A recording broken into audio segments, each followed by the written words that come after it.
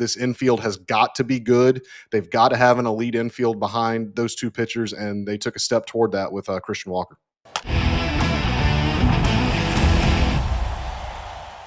Here we go. Chandler Rome from The Athletic covering the Houston Astros joining us, and the newest member of the FT Network fam, Crush City Territory, is available wherever you get your podcasts listen-wise, and also you can check it out on the YouTube channel. So first off, Chandler, congrats. Welcome to the FT fam officially. How has the reception been for the new show? One commenter on the Apple Podcast Network said it was better than expected. So with that sort of ringing endorsement, you should all run and subscribe, please. We're better than expected. But no, seriously, it's going well. I think Tyler and I work really well together, and we've had no shortage of storylines. We launched this thing at the exact right time with everything that's been swirling around this team the last 10 to 12 days. There's been no shortage of things to talk about. And I'll throw this out there. There is a major former player that could be involved in the mix. Not going to give any names away, but it could join Chandler and Tyler Stafford at some point. But I think that's a good slogan for you to have. Crush City Territory. It's Astros coverage, ... better than expected. So make sure you check it out. All right, well, let's get into the details then. So Chandler, we'll go with the most recent development, and that was Jim Crane saying, "Oh, Nolan Arenado, you don't want to join the Houston Astros in 8 straight postseason appearances? Bye. We're going to not wait for you and sign Christian Walker instead and completely kickstart the first base market." So how surprised were you that they not only pivoted, but pivoted within, a day or two? You know, that's kind of becoming Dana Brown's MO as Astros general manager. Last year, the team announced last year that Kendall Graveman needed reconstructive shoulder surgery, was going to be out for the season. 3 days later, they signed Josh Hader. Nolan Arenado blocks a trade to the Astros. 2 days later, they agree to terms with Christian Walker. So Dana Brown has made the reputation of being aggressive, and when he knows what he wants, he kind of just goes and does it, doesn't wait around. Wasn't surprised totally. You knew that they were going to have to address one corner infield spot drastically. Like whether it was first or third, they were going to have to go get a standout to play one of those two positions. And they did that with Christian Walker. His bat is what it is, and the bat is going to add a lot to this lineup in an immediate middle of the order bat. But I think they may have valued his glove maybe a little bit more even than his bat. He's won 3 straight Gold Gloves. Putting him on the right side of that infield will help, especially near Jose Altuve, whose defensive metrics have declined a little bit in the last couple of years. And, there is a wild card. The Astros hired Tony Perez-Chica this offseason from the D-backs. He had been with the D-backs for 13 years, was their infield coach. And if you talk to people about Christian Walker's evolution, a lot of people credit Tony Perez-Chica for Christian Walker's renaissance as a defender. So he's going to have a familiar face here right off the bat. Will hit kind of in the middle of that Astros lineup, but don't sleep on the glove. The glove is really, really something that they coveted, especially for a team that going into next year, its top 2 starters are going to be Framber Valdez, presuming he's still on the team, and Hunter Brown. They both induced ground balls at least a 50% clip last year. This infield has got to be good. They've got to have an elite infield behind those two pitchers, and they took a step toward that with Christian Walker. Okay, Chandler. So you talk about Dana Brown. He seems like he's step in step with ownership. You bring in Isaac Paredes, who I think personally, I know a lot of Astros fans are going to be upset, but he's actually tailor-made for Minute Maid Park. After going to Tampa and really opening up his pull side, power, I think he's going to fit in great. And then you add Christian Walker. Well, you still have a holder field. You don't have Tucker. And I still believe the outfield, they have some holes as well. What else does Dana Brown want, to go out and try to fill those holes as well? Because you don't want Jordan out there playing left field every day.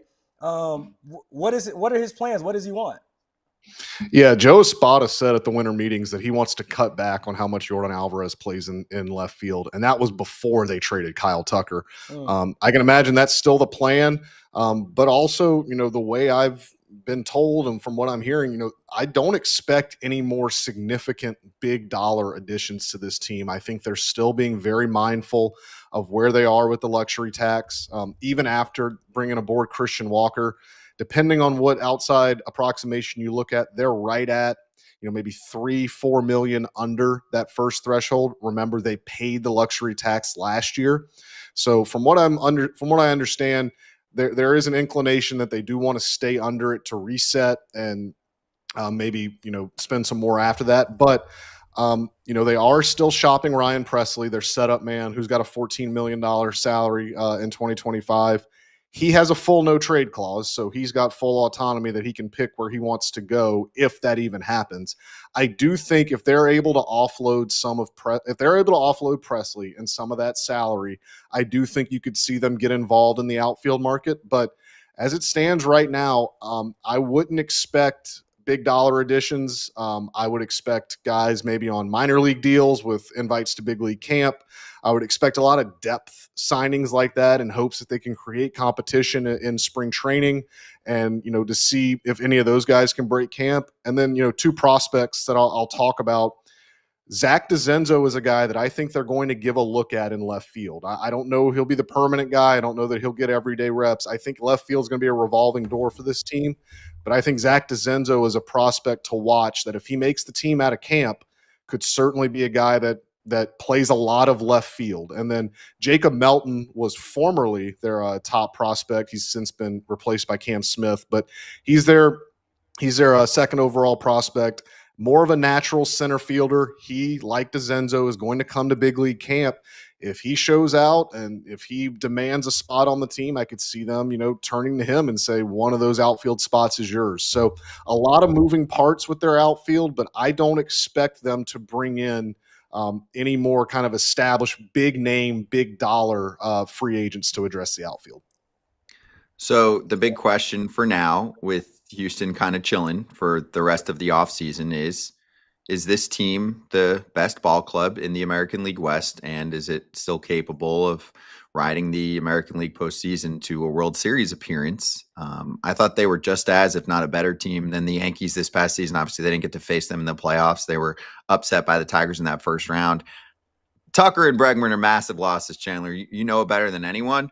Paredes is no Bregman, but a very nice big league regular who should crush the Crawford boxes. And then I'm looking at first base, going back to where we started here in Christian Walker. I mean, that was a brutal position for them the past couple of years.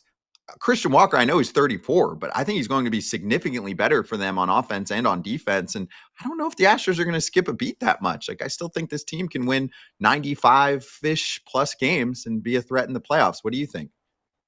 Yeah, I think two things can be true, Scott. First of all, this is a weaker team. I mean, they traded their best player. They traded Kyle Tucker, and they aren't going to have Alex Bregman, who Gold Glove winner. I know the start to his season last year was not good, but in the second half, there were very few better third basemen in baseball than Alex Bregman in the second half of last year. So this is going to be a weaker team. However, within the AL West, and we saw last year, the Astros started 12-24 and still managed to win this division. This is not a good division. I know the Rangers are making some moves to maybe reestablish themselves, maybe with a full season of DeGrom. Things get a little better in Arlington. The Mariners, until they spend money, I'm not going to I know their pitching is unbelievable, but you saw last year that good pitching can only take you so far. And then the other two, they're going to try. But again, I still think this team has the best roster in the division. It is a weaker team than last year, just given what they've traded away and what they've parted with. But this is totally a team that can still win the American League West. And that was something Dana Brown even acknowledged at the winter meetings before they traded Kyle Tucker. He was asked in his suite the first night of the winter meetings, do you think you guys can still win the American League West without one of Tucker or Valdez? And he said yes. He said their projections said that was possible, and that's what they're going to try to do. So, yeah, I think this team can definitely still win the American League West. All right, Chandler. Well, thank you for the insight. Hope you have a great holiday. And again, welcome to the FT Network fam. So everyone, if you want a little Houston Astros coverage with Chandler and with Tyler, you know what to do. There it is. Nice little intro there. And also, I mean, we love the the rocket emojis, the spaceship emojis there. Crush City Territory is the show with Chandler and Tyler and maybe someone else soon. YouTube, Apple, Spotify, wherever you get your pods. Chandler, thanks again. Enjoy the holiday break, and we'll talk in 2025. Yeah, thanks, guys. Happy holidays. Hey, everybody. Be sure to like and subscribe for more content. We're back here every weekday, all year long, so do not miss an episode. The videos are coming in all day. Here's another video you might enjoy. Baseball the way it should be covered.